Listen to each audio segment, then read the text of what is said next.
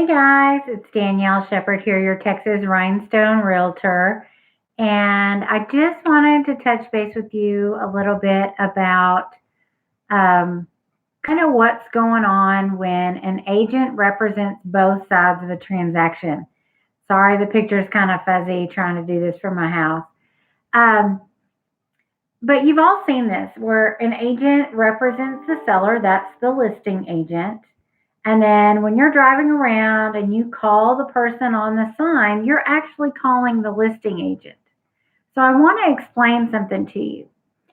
So the listing agent represents the seller. That means they have their 100% confidentiality rule, and their main purpose and goal of the transaction is to get the best deal possible for their sellers.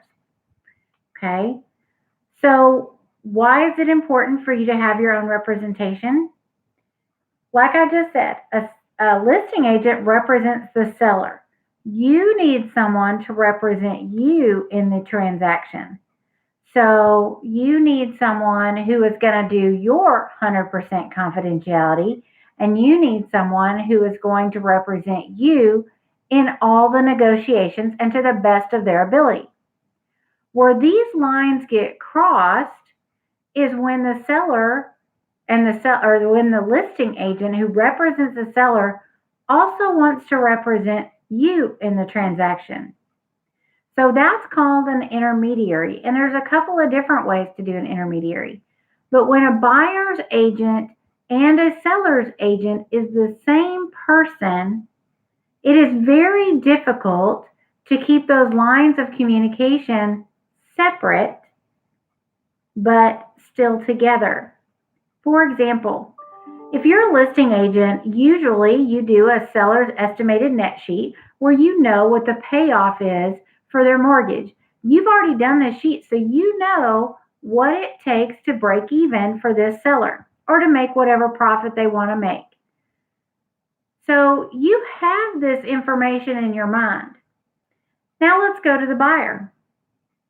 And the buyer's like, I really want to offer XXX.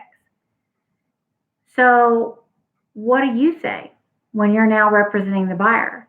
Do you say, well, that sounds like a great offer. Let's see what happens. Or do you say, well, I want to get you the best deal possible, and I know the seller is going to take XXX amount. So it really, to me, becomes like an ethical situation. It becomes an ethical question. So I just, want you to know it is much better to have your own representation in a deal. Even if you start with this listing agent, ask them, and if you're comfortable, then say, hey, do you have a working partner who I can work with instead of directly with you, so that way those lines aren't crossed. It's just really important that everybody feels like they have someone in their corner working for them. When I have a listing, I don't represent the buyer. If I know the seller and I know the seller's information, I'm not going to represent the buyer. It's not fair to the buyer. So keep that in mind. Find an agent who says, you know what, I'm not going to represent both sides. I went on 2 listing appointments this week, and both of them asked me that question. Both of them asked me, so if a buyer comes up, I know your name's on the sign, are you going to represent them? My answer is absolutely not.